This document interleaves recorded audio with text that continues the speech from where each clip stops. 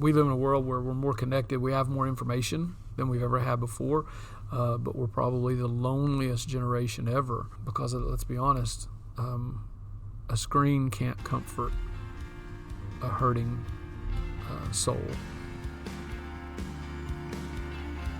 Welcome to Living Out 180, real conversations about faith, leadership, and life from 180 Church.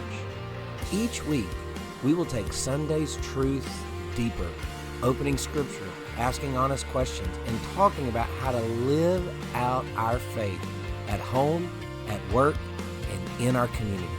You'll hear practical insights on discipleship and leadership, stories from real life, and simple steps to help you grow closer to Jesus and make a difference right where you are. Thanks for joining us. And now let's join the podcast with Living Out 180. We'd like to welcome everybody to the podcast today. I'm Kendall, the host, and this is Pastor Brad Bryant. Yes, sir. And you've been in a series, or you were in a series. We closed that out now at the church, but this was the last of that series called Radical Christianity, or Radical Christian. And it's really been this foundation. We've talked about this on a couple of podcast episodes already. These are kind of these foundational things about Christianity. And this last one of the series was relationship. I almost asked you to bring Kelsey with you this week. We may need to do that one day. One, she's also one of the pastors at the church. But when I was thinking about this idea of Christianity and relationships, she was in the small group that I was doing when I was a youth pastor at the church whenever we worked together. And the relationships that formed in that small group, we've talked about before, there's a lot of kids that came out of that small group that are in ministry, either full-time or part-time, and I know some of them are still friends with each other. You know how that goes when you go from teenage to adult. Sometimes, life spreads out and some of those people you might not talk to anymore. But I just thought that would have been an interesting perspective of, now they came over the house, we split the guys and girls. So she was actually in my wife's small group. I was working with the guys and at the time. But those are foundational things. I see those, I call them kids, although they're adults and have kids. And I don't know that Kelsey would want me to call her a kid. Is anyone under the age of 35 not a kid? Right. At my age, I'm thinking, no, they're all. But like I said, I still refer to all of them that were in that as kids. But it's almost like that proud parent moment when I see them doing things as adults and the way they're living their lives and raising their kids and whether they interact with me or not, or whether I only see them on social media or whatever the case is, just seeing how some of those early foundations that we established in that small group and just lived life with those kids when they came over the house. And they would interact with the dogs. And then as we started having kids, like they interacted with our kids just like they were part of the family. And we just lived life and we were real. And it was we talked about the things that teenagers want to talk about, and we explored biblical principles and said, how does this line up, guys? Like, this isn't always just me telling you this is right or this is wrong. It's, what does the Bible say? And if we can't find it in the Bible, then what opinion do we make based on what biblical principles there are? It feels like, and every time I say this, I realize that I help lead a church, but sometimes it feels like the church makes everything complicated. Yeah. It's with small groups, with ministry, with all of these things, it's really just life and relationships and those things. And when it comes to small groups, I have been part of ministries that have tried to keep it simple and yet still made it complicated somehow. Yep. And I just think relationships, that's it. That's what we're talking about. It doesn't necessarily have to be in a small group, but at the end of the day, all of us have small groups. Whether we title them, classify them, report them, we all have small groups, and they're all built on relationships. Because it really is just living life. And there's been times in my life with my family that the small group that really I was investing all of my time and energy into was my wife and my 3 kids. Yes. And that was our small group. And that's, I wasn't doing an official thing somewhere else, but it was living life with them. And as they've gotten older, and you've actually, I remember statements that you made early on before I had older kids, and it was like as kids get older, those relationships change, and you go from being dad to being an advisor, being a coach, being like you've got to start making some adult decisions. My daughter right now is in college, and this year, I mean, people say what they want. This year, we started telling her, like, hey, you actually have to call your doctor and tell them you're out of the medication that you need. That's an adult thing to do. And so let me help coach you on this. Like, if you need me to help write a script for you, like, let's talk about how to make that phone call. Let's talk. Like, you can call the pharmacy yourself, because that's teaching you how to be an adult. And as a parent, that kind of those roles, and you're and realizing, like, you're interacting with an adult now. Like, she is still my child, and she's always going to be my child, but she's an adult, and I have to respect her as an adult. And so sometimes it's the small group is that, and then sometimes the small group is people that come over the house, or maybe it's just the parents that you're beside at the ball game, more times than you're at your house, because if your kids play sports, you may find yourself with that just same group of parents every week. Every time you turn around, you start developing relationships with them. You're living life with them. Those relationships, whether you call it a church small group or not, it is a small group of people now that you're living life with. It's basically your friends. Yeah. I mean, there's a time in life where, we're going out with friends. There's a time in life where you can call it whatever you want to. But at the end of the day, I think it all goes back to relationships. And this is how we do life, always. Absolutely. And it's funny, when Rachel and I came over to 180, we started, there for a little bit, we were doing some of the young adult stuff. And Kelsey was back in that group.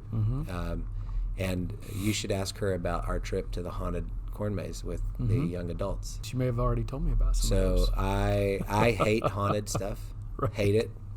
And it's not a spiritual thing for me. I don't like to be scared. I just don't enjoy it. I've said this. If I'm going to the theater, I'm not picking a scary movie. Right. I'll pick a comedy any day of the week. I love laughing. I love enjoying. But I don't find joy out of being scared. I don't find joy out of any of that stuff. Like I said, it's not a spiritual thing for me. It's just I don't find joy out of it. And all these young adults wanted to go to this haunted maze, and I was like, I have no desire to do this. But you guys want to do it, I'll go with you. And we got there, and I realized I think I had the only flashlight in the group.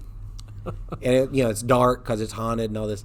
And as we were walking in, I turned and looked at him, and I said, I have a flashlight, and I will get out of this maze. You can stay with me or not. I don't care. And when we hit that maze, I made it out of that corn maze probably faster than I made it out of any corn maze in my life. I did apologize to more than one ghoul or whatever you want to call them, as they were just trying to do their job, and I was just needing to get past them.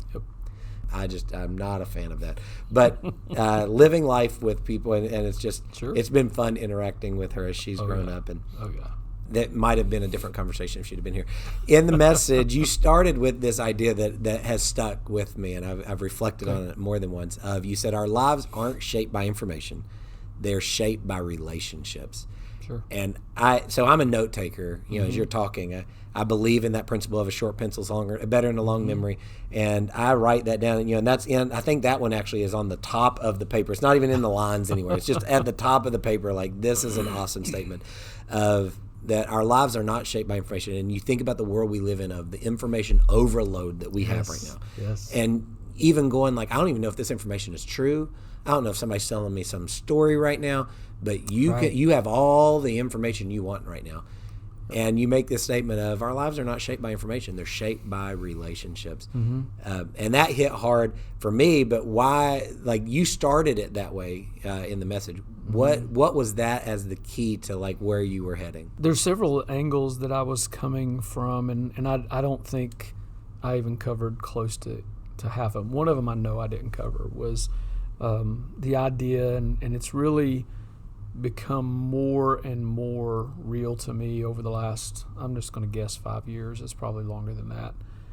But this idea that I can determine who a person is based on information rather than a relationship. So what I mean by that, the most common area today is political. Yeah. And you look at somebody's political views and only their political views, and immediately in the world that we live in today, we make a determination whether we like them or not. Yep. And so that's just based on information. It's not based on anything else. I can even remember if I were to go back to conversations I've had with people that grew up in a different time than me, and this is, we don't want to get too far in the weeds in this, but I'm just going to say it because that's what we're doing. We're being honest. We're being transparent. But people that I have known from a different generation and even talked to them, and they were raised racist. Yeah. They were raised that way. They didn't like anybody that wasn't white, and they didn't. But they didn't know anybody. Right. It was not based on facts. And then they meet someone of a different race, and they have to work with them, or they have to do something with them, and they build a relationship with them. And you ask them what they think about this race, and they're like, I don't like them. They're whatever right. They decide that time. Well, what about Kendall? They're like, oh no, I like him. Yeah. And so here's this idea, literally, what we're talking about today. Relationships shape so much more than information, and it's been a significant part of my life. I've always been somebody that just wants to build relationships, and I don't look much at lifestyle or anything like that, even religion. I try to connect with people. Now my overall goal is to win them to Jesus, but I don't go into it thinking, well, this person is this way, so I don't want to have anything to do with them. So what I've learned through the years, and it's a long way around to get to back to this point, is that if I can build relationships with people, the information can simply come in later and shape what I think about something. But here's the thing, and we can move on. I want to hear your opinion too, though. Yeah. But here's the thing: if I have a relationship first, a lot of times the information matters less. And so, if you and I have a relationship, and then I find out later that you believe, let's say a political thing, you believe in a specific political ideology, I still love you. We already have a relationship. Right. And that's just a part of you. That's just a part of you. Right. We don't have to agree. That's good. And so that's kind of where my mind is. What are your thoughts in that? I mean, we could probably spend the whole podcast on this one topic. As you were talking, I go to two different times in my life where it fits exactly what you're talking about. I grew up in Southern West Virginia. In Southern West Virginia, basketball is, when I was growing up, I don't know. Yeah. I've not lived in Southern West Virginia now for 20 plus years, so is it still that way? I don't know. But basketball was king whenever I was growing up, and it mattered. Games mattered. I've talked to Rachel, my wife, about this. Of she did not grow up in the sporting arenas and that sort of thing, and it was not uncommon growing up that when we'd go to a basketball game, the whole gym is full, and there are people standing on the side, and they're trying to always make room under the basket, and cheerleaders are trying to find their spaces. Your style? I mean, it was like that every game. Like this wasn't the big rival's going to be packed out. I mean. You this knew is what they did. Yeah, when my brother was playing on the high school team, we'd have a middle school game somewhere, and we knew if we couldn't get to the gym before the JV game was over, then we might as well just not go because we'd hit capacity in the gyms. They couldn't. They had to be careful with fire marshal over capacities, and so that's just the environment. So it was ruckus. I mean, the fans, the cheering sections. It was just, as a basketball player, wonderful. Greatest environment. Like it was. You felt like there was something, and even the JV games would be packed out, especially by the time you get to third, fourth quarter of a JV game because they're showing up for the varsity. I remember coming out at halftime, and all of a sudden it's like the gym is starting to get that the environment has shifted, that vibe. And all of a sudden what's on that scoreboard matters, even on the JV game. Yeah. And there was a school that we played that was known to be a little rougher, and you would show up at their gym, and as the visiting team, you had a door you were allowed to go in. Right.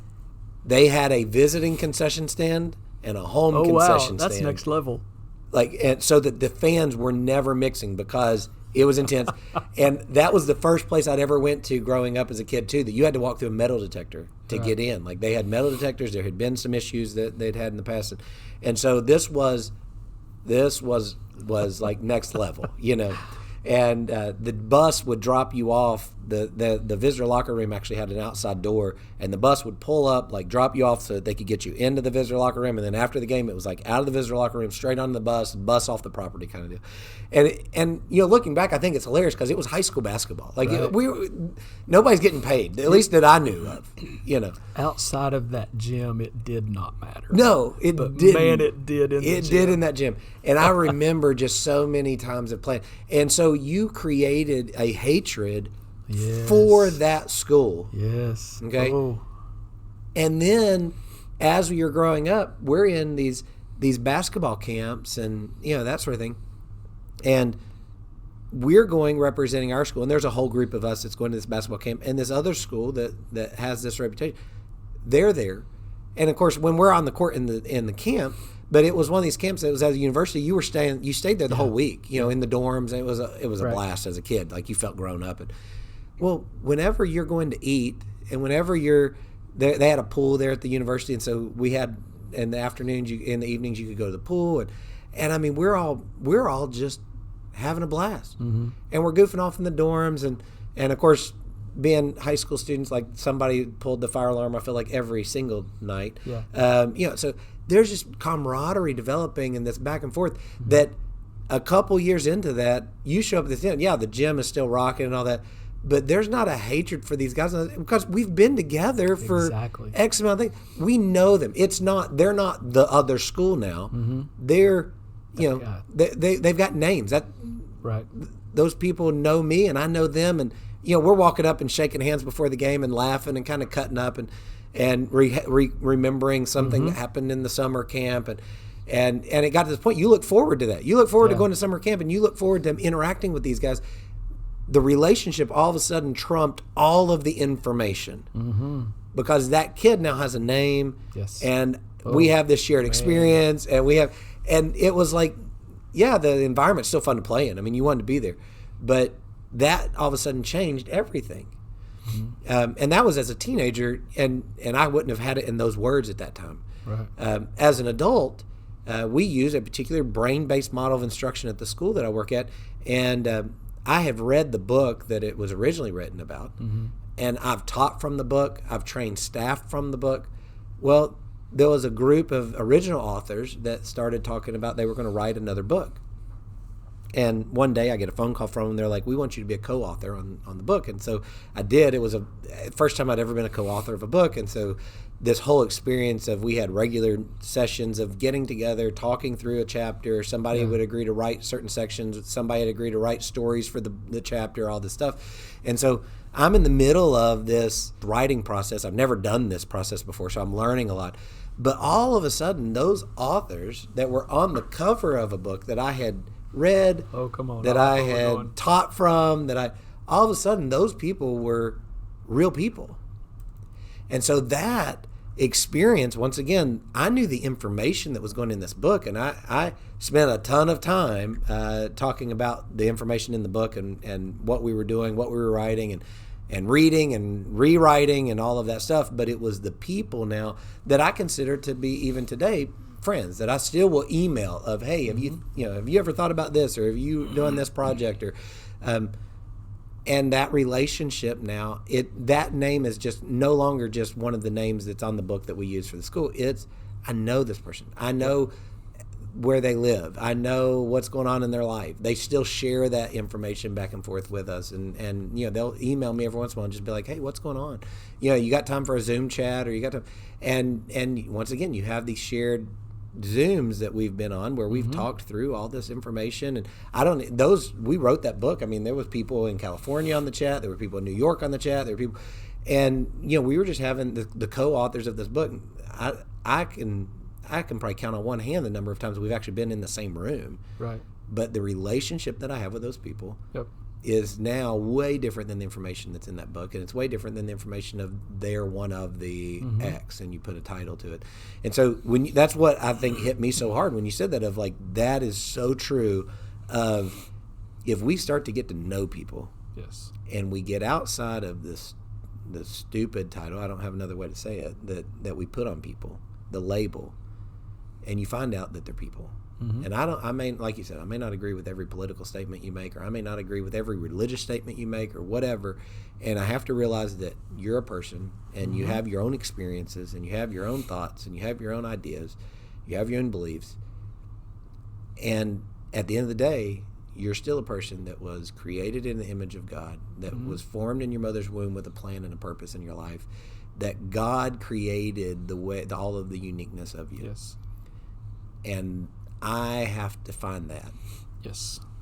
And that's, so I love, I mean, you know this when we start talking about relationships and small groups, and I've built a good bit of my adult life around the relationships and the interactions and that sort of thing. And so I really loved this message when you preached it. I enjoyed it. I enjoyed it also. Just the idea of, I think we've talked about this. I don't know if we've talked about this on the podcast, but mission trips when you were a youth minister, not everybody had a phone. And so when you would get together right before the bus came, get together for a meal, riding on the bus, whatever, there was this radical idea called conversation that took place. And you got to know people, and even people in your own youth group that you hadn't been around much. Now you're forced in, very similar to your basketball camp story. You're forced into it, and now I get frustrated. I'm the old man on the mission trip, standing on the bus going, put your phone away. Yeah. Let's look at people in the face. You are sitting next to someone that lives 3,000 miles from your home, in a completely different culture, in a completely different life. Your life, and here's the thing, your life would be so much richer if you had a conversation with them. That's just it. Yeah. But no, I've got to be on my phone looking at stupidity from home. I've got to be looking at social media videos of people that I don't even know if it's real or not. Right. Or instead of building relationships. And I believe that's part of the enemy's plan to try to destroy us, is to break down those relationships. Yeah. Well, I know at the school, like I said, that I work at, we do a lot of brain research. We have a lot of discussions about, there's a ton of information that we can understand right now about the brain that we didn't used to be able to understand. And chemicals and neurons and all this stuff that goes on, and I love talking about it. But there was a teacher that led a discussion with our staff the other day about eye contact and the power that happens when two people are looking each other in the eye, they're having a conversation, the flood of emotions that happens, the chemicals that are released, because as humans, we're built to have that kind of interaction. And it's why social media and like TikTok and all this other stuff is why it's popular, is because when you're watching a phone, that a person is looking back at you and talking and sharing their experience, whether they're doing makeup or whether they're eating a donut and drinking coffee, whatever it is they're doing, they're looking at the camera. And what your brain is doing is you're making this connection with somebody that you will literally never talk to. Right. And if you talk to those individuals that become like these superstars in social media, it's funny when they interact with people come up and talk to them, and the person that's talking to them is talking to them in a way that they're like, we're not as close as what you're acting. Yes. And the reason is because the viewer is developing this relationship with somebody because they're looking at this person's eyes, they're listening to their story, and they're having an interaction. The person that made the video is not having the interaction. The person that made the video is just talking into a screen. Yes. They don't know who you are. Right. And I have interacted with people that I have watched some of their videos in science. I was a science teacher before I'm doing the job I do now. And there was a guy early on YouTube that he started making these educational videos for high school science, high school biology is what I taught. And I would use him as resources and get just a different perspective about this. And it was that same kind of thing. He was on the screen talking. And then you go to a conference and this guy comes out and it's like you get this flood of emotion of like, oh, I'm finally getting to interact in person with this friend. And this guy does not see you as a friend. You're not, it's not a two-way street. That's a one-way street that you've made a relationship with somebody. And instead of doing that on a phone and having that interaction, you could, like you said, put the phone down and actually talk to a real person that you could actually have a real relationship with. Yep. Because when you have that eye contact, when you have that emotion back and forth, you can feel that inflection, their body language. You're reading that whole thing, and you're doing it maybe without even thinking about. But that is causing relationship to be established. And I think because of the way Christ laid out in the Bible, I think there's a reason that we're built that way. When Jesus looked at Peter and James and John and said, follow me, like, let's live life together. It was because I want to be there. When you mess up, Peter, when you're running your mouth, I want to be able to look at you and say, what are you doing? Yeah. Shut up for a second. Yes. When John is trying to be John and be the disciple that Jesus loved and, that sort of thing. And I think there were probably times that Jesus just looked at him and said, John, come on now, bro. I've got those people in my life. Yeah. I can't say it on I got those people. Stop. Right. That's my, just stop. Just no, stop. Like, don't talk you're anymore. trying too hard right now. Yeah. And I don't think it's all recorded, but I think there's probably times that Jesus did say that. Like, Oh. hey, dude, like, I get it. I know. That's the only way to read the Bible. Is to know that those times happen. There had to be these side conversations because you don't live, like you said, on a mission trip and you're all of a sudden, somebody's going to get sick. There's going to be some inappropriate information that is shared because everybody shares everything on a mission trip. Or you're sitting around the pool at the hotel after you've been working all day or whatever, or you're sitting around a fire pit or what, you're trying to decide, is this food okay to be eaten? Right. I've had that conversation. If I was telling you about the mission trip, I may or may not share some of those stories, but I'm probably going to tell you the wonderful things that we were able to do for Christ and the church we built or painted or and I'm not going to tell you the one-on-one conversation that probably actually impacted that trip way more than the paint that we put on a wall. Yes. You get those experiences where then you start to see true life change happen in people, which is what relationship is. That's what discipleship, that is the whole point of living life with somebody, is you start to see a life change take place, where they start to go from something that did not involve Christ to something that involved Christ. And I've seen this in youth ministry, obviously. We've seen it on mission trips.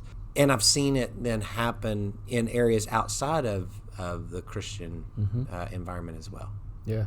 Where there was still life change. It may not have been a Christian life change, but all of a sudden somebody that was a kid started to become that adult, and they went from being a child to being an adult. They all of a sudden had their own kids, and your world changes when you have your own kids. And all of a sudden it matters about who's going to eat what and when and where and how much food you have in the house, and you realize your life you thought was important was not important, and now you have a real thing to take care of. Your orbit kind of changes. Yeah. What you thought your life circled around all of a sudden changes. And seeing people get into maybe having these changes where they change from being in relationships that were not healthy, were not leading in the right direction, all of a sudden they start to have those shifts to like real things happening, real relationships, real momentum going in the right direction.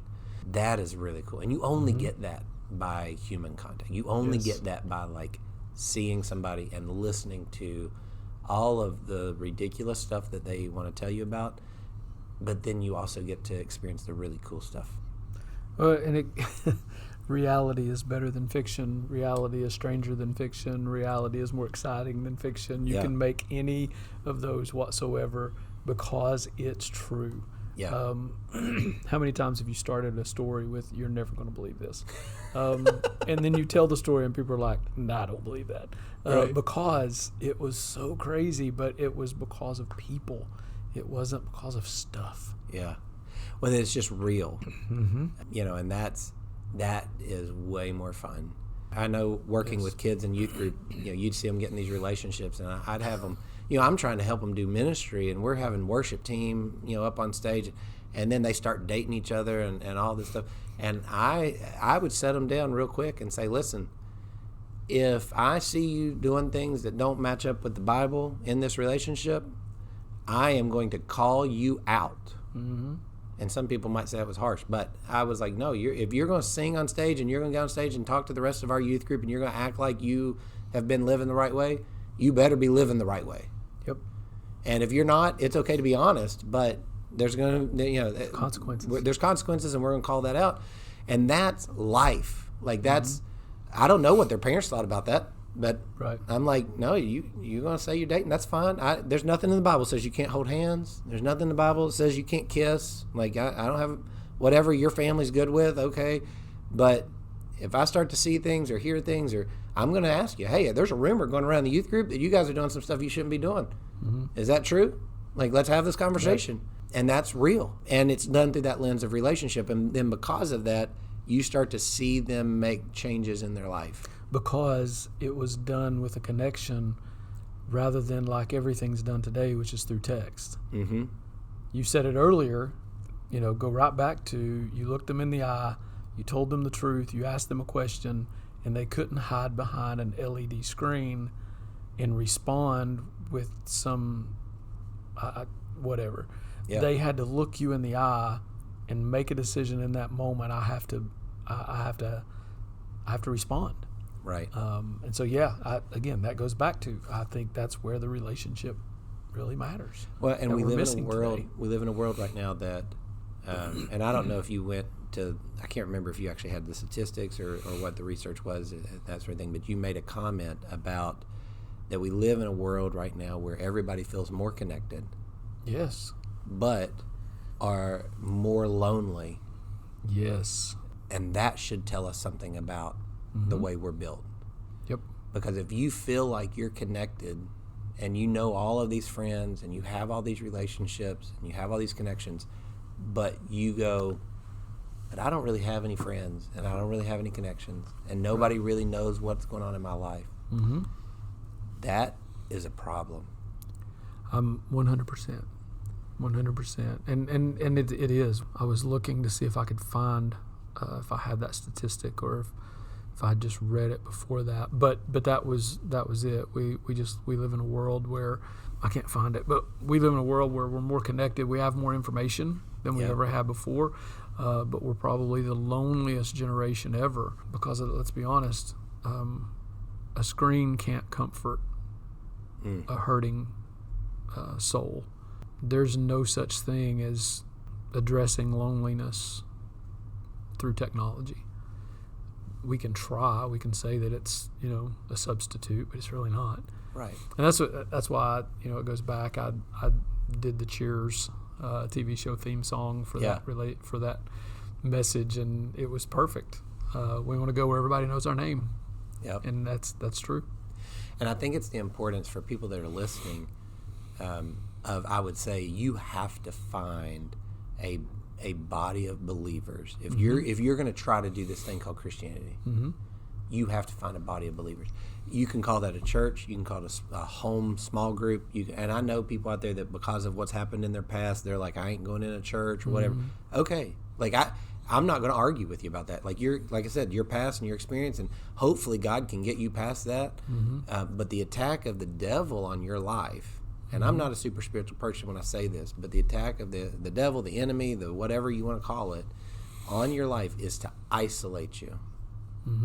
When you look in nature at when predators take out prey, they don't take out prey that are in a big old group. Right. If they go at the group, their whole goal is to separate one, whatever one they can get separated, whether that's the young, whether that's an old, whether that's a weak, whether that's a whatever, a sick. They want to take, if they can get them away from the group, then they know that one has no shot. And it's obvious that is a ploy of the enemy, because I usually push back on people that tell me, I had a bad experience at church, so I'm not going back.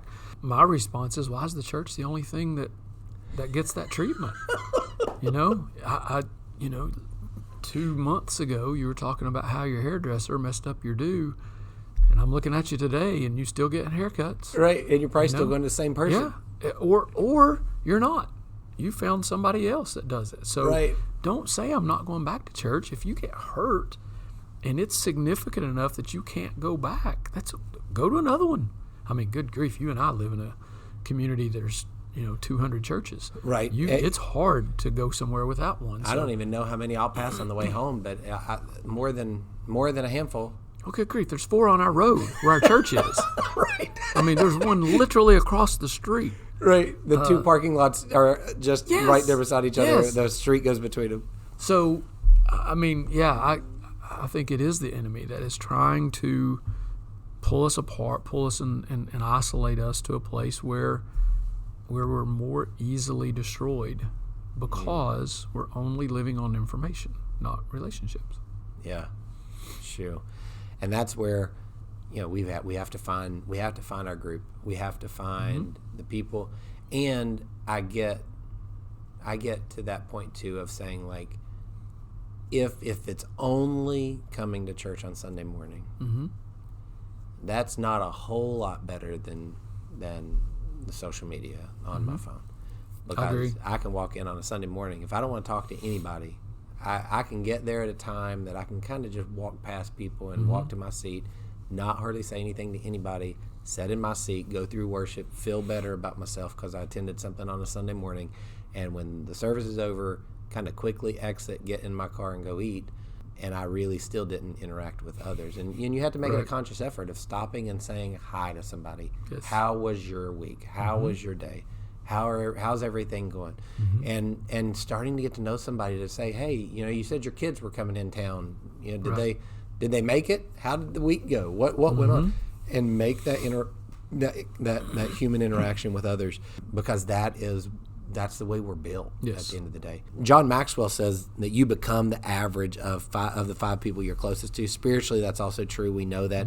And that is, I think you may have said that if you want to know what I care about, look at my phone and see like where I've spent the majority of my time, or what I've spent the majority of my time doing. When you can break your phone down, the app of which apps I've hung out on more, and how much of what percentage of my week was I on my phone as opposed to not on my phone. But that, thinking about that and go, who are the 5 average people that I interact with, and what do they look like? What do they talk like? And we've all been there where you get around somebody that maybe has a little bit different language or a little bit different accent or whatever, and it doesn't take very long being around that person before all of a sudden you find yourself saying one of their phrases, doing one of their things. Correct. Because that's what human life is like. And it's really what you saw in the disciples with Jesus of whenever he first encountered them, and what they acted like, to whenever he was crucified, and you start Acts, the Peter and the John and the James that you start interacting with in Acts is not the Peter and John and James that you're interacting with in 3 years before that. Yeah. And I think, and I don't know the Christianese terminology of it, everybody needs a Paul, everybody needs a Timothy. I think that's it. I don't know. But, in that what you said, the 5 people that are closest to you, I think you do have to have some people, or at least for me personally, I feel like I need this. I need the people that are growing me, the people that I can look to and strive not to be like, but strive to be better because of them, and their presence, their example, who they are, really draws me to be a better person. And then that group of people that hopefully that I am leading, and I am that example to them. And it's that, follow me as I follow Christ. And I've told this story at church, but a young man, he hadn't been saved very long, comes to my small group. There's 25 guys in my small group, and we're talking about this very idea. Somebody's following you, and this guy's only been saved for a week, and he makes the comment. He was very sincere. He said, honestly, there's nobody following me. He said, I'm just here to learn. I said, that's fantastic. I said, but you'll be surprised. And because he was a young Christian, he was really on fire for the Lord. The next Monday, he messaged me and said, hey, I can't make it because, I forget, maybe he had got a new job, had to work late. We're getting ready to start. Front door bell rings, which is very unusual because none of these guys rang the doorbell. I go to the front, and he asked for this person, this young kid, 20-something-year-old. I opened the door, and he said, hey, is so-and-so here? And I said, well, he usually is, but he had to work tonight. Are you here for the group? He goes, well, he just invited me. He didn't tell me what it was. I said, well, come on in. And so this guy stayed, and we had a good time. And I called the young man who didn't think anybody was following him. And I said, so in a week, you already have somebody following you. Wow. But that, again, goes back to, I think, what Maxwell says is correct.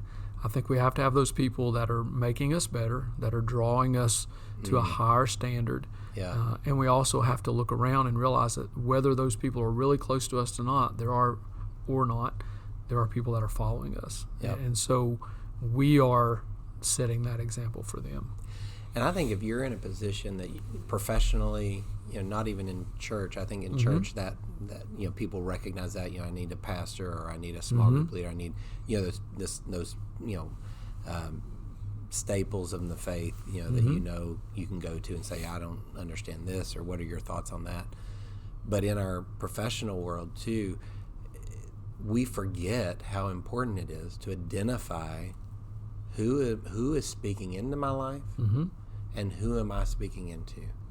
And I know I just recently I have a boss at work, and I am blessed for the mentorship that I have been able to receive under this individual. She has spoken into my life in so many ways, taught me a lot of things about leadership, taught me a lot of things about how to do what we do. And just recently I was talking to her and said, not that I don't value what this is, but I want to pursue another coach as well. And I talked to her about what she would understand and be comfortable with and that sort of thing. And she encouraged it because she understands this principle as well. And I picked this person to coach that I interact with now regularly that knows me none whatsoever outside of just the small interactions we've had. And in the last interaction that we had, I look back at and go, he is already seeing things, challenging me, giving me ideas, giving me new thoughts, to say, have you ever thought about this in your job? Have you ever thought about this in the way you're leading somebody? Have you ever thought about, he asked me this question, I don't know if I shared it with you or not, but he said, how many questions are recorded from Jesus in the Bible? And I was like, I don't know, I've never thought about how many questions. And it's, I've got the number written down on my desk, but it's almost like 400 or so questions. And he's like, if you go back and look how many times Jesus sat down with somebody, and the first thing he had for them was a question, not a statement. Sure. And it was to understand what's going on. Sometimes it was, what do you need from me? Sometimes it was, who touched me? Sometimes it was, but it was a question. It wasn't always a monologue. No, it was a question about them. We think about Jesus teaching, but when you look at Jesus' interactions, it's like one-on-ones. Look at how many questions there are. What's going on there? He's wanting to get to know somebody so that then he can start to impart something into their life. And, I look at that of I need a coach. I love, this isn't a secret. I love sports. We've mentioned this multiple times, but when you watch these college and professional athletes, I love some of these documentaries that have come out with these guys, and you start looking at what they do in between, the Sunday and the Sunday of a game.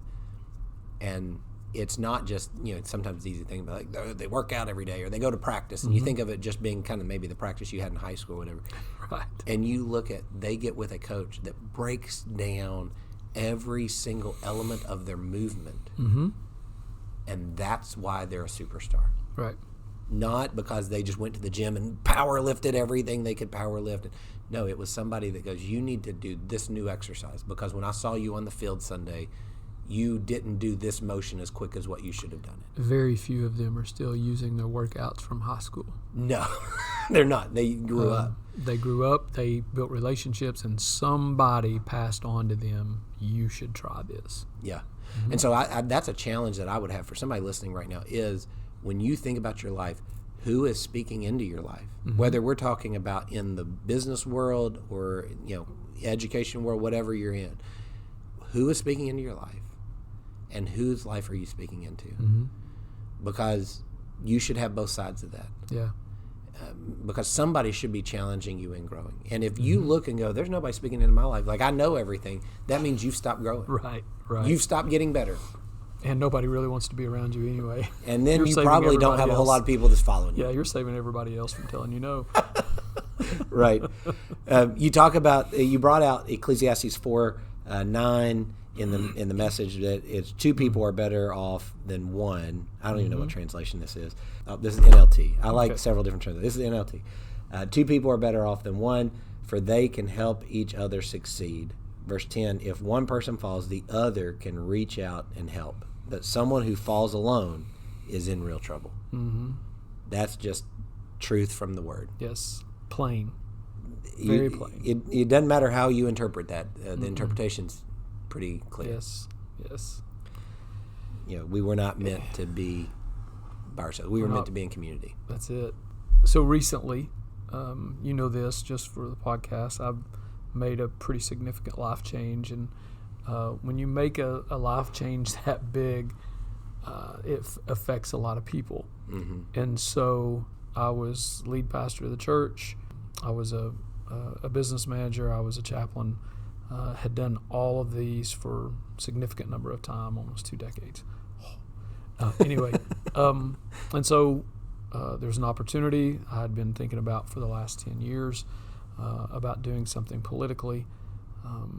But my deal breaker was always, I'm going to preach on Sundays. So I promise I'm going somewhere quickly with this. So this opportunity presents itself. I know there is not one part of me that says I can make this decision by myself.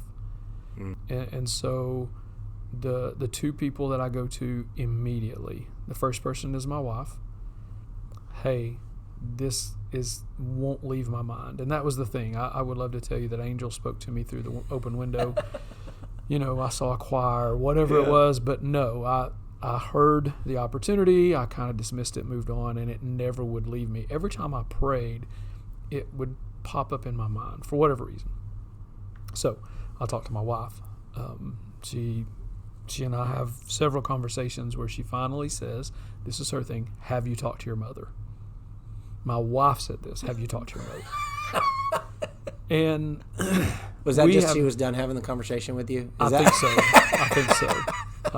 I really think so. No, it's for her, it was, hey, I trust your mom's spiritual discernment. Go talk to her. Wow. And I do too.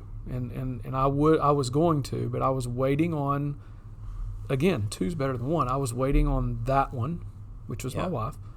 And so now I'm going to talk to my mom. And I sit down with my mom and my dad, and I explain to them what I'm thinking about doing. And I tell them, because I know this relationship, I know that my mom and dad would not give me bad advice to make me feel good. I know that they are going to tell me exactly what they think. Yeah. If they think I don't like it, they're going to tell me. If they think I'm going to love it, they're going to tell me. It doesn't matter. My feelings on the matter, while they love me and care for me, they love and care for me more than they love and care for my feelings. So I go and I talk to them, and I explain it to my mom, and I say, I need your honest opinion. And her response was, even though I'd already said it, she goes, "Who's gonna preach if you're not at church?" And I said, "Mom, I'm still gonna preach. I'm gonna pray." And at this point, it was literally an idea. There was no details figured out. Yeah, I'm just trying to decide if I'm taking another step. And her response was, "Have you prayed about it?" I said, "Yeah." She said, "I will too." She said, "Right now, I don't see an issue. As a matter of fact," she said, "I see," this are her words, "I see this is what God has been doing for a long time in your life because of some of the things that he has had you in." Yeah. And she told me, she said, "You are called to preach." She said, "That is a gift that you cannot deny." Yeah.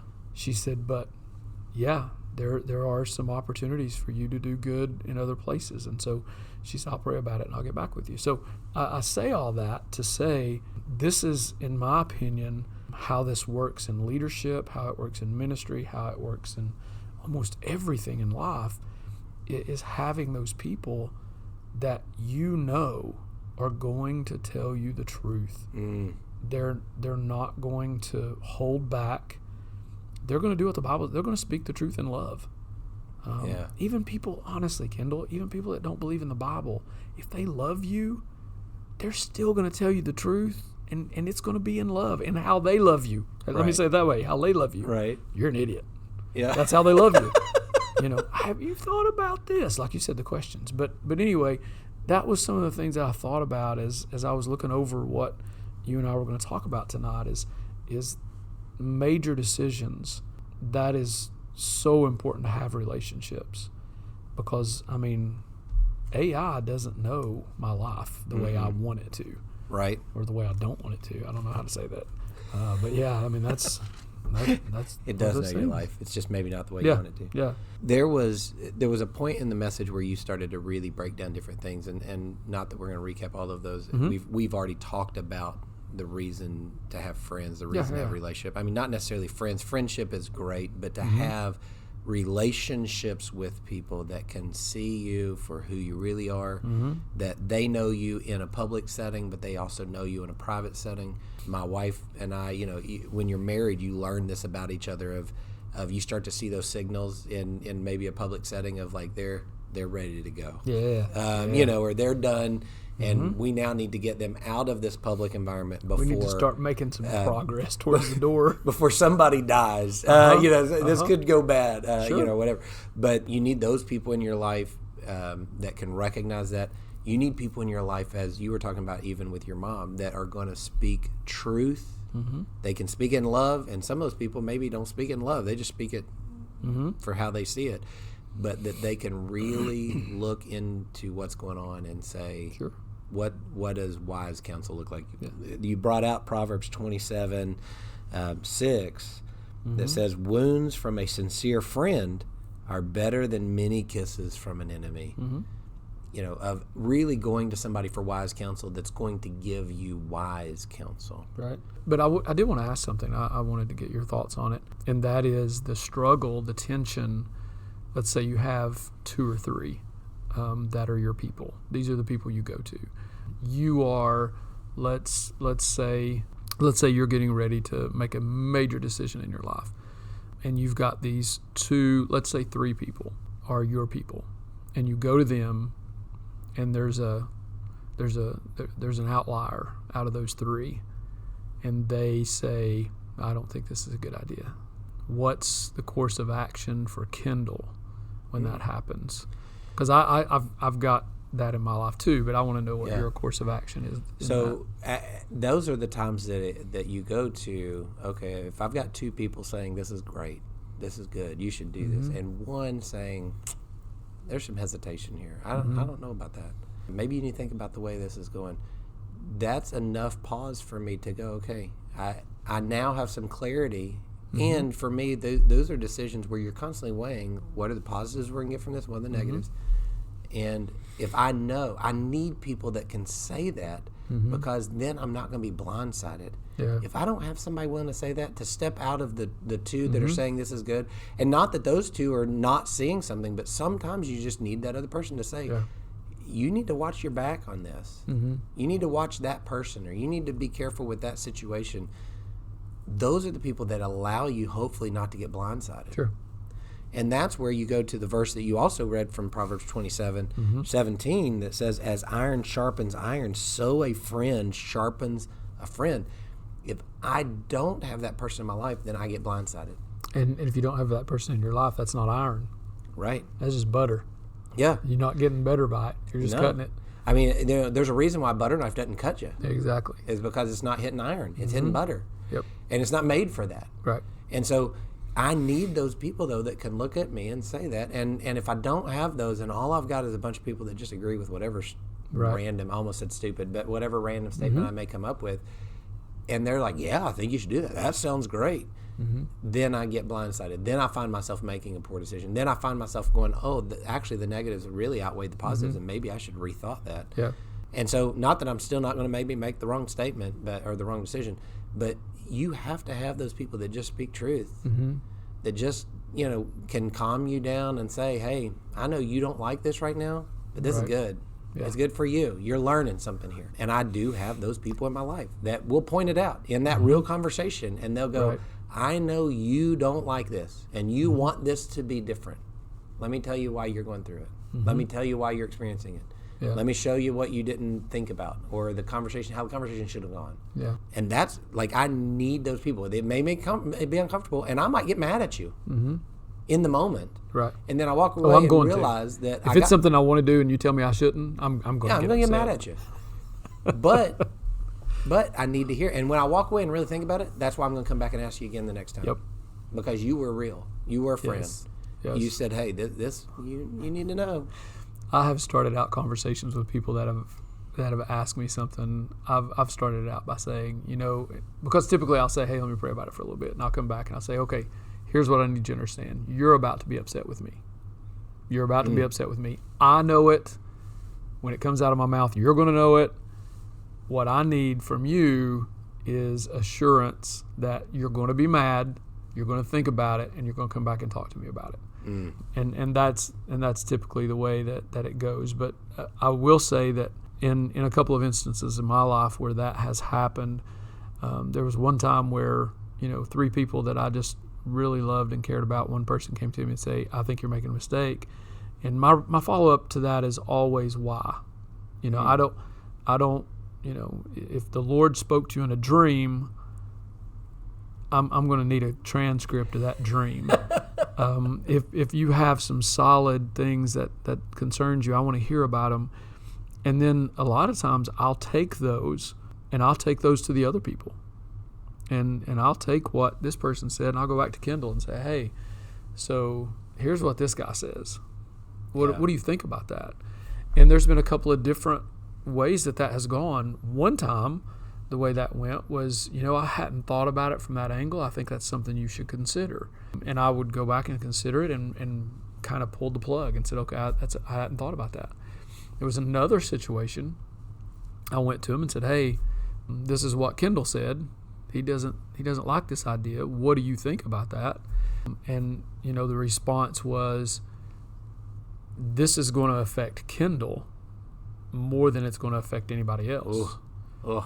So you might want to assure Kendall that what's happening here.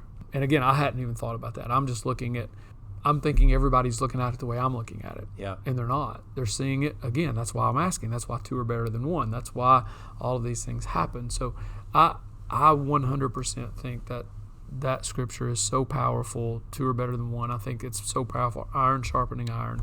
Have those people in your life that love you, care about you enough to disagree. Love you, care about you enough to celebrate if it's a great idea. Hey, let's do this. Yeah. How can I be a part of it? And I'm very, very, very fortunate, very blessed to have those relationships, and it's exciting. Life is more exciting with relationships. It absolutely is.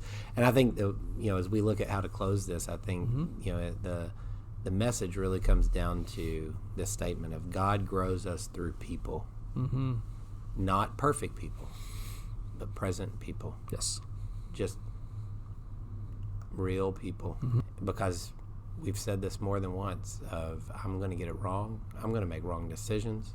I'm going to get caught in my emotions at times. I'm going to get caught in my feelings. I'm going to blow through the roadblocks. Oh, yes, I am. I'm not even going to stay on the road sometimes.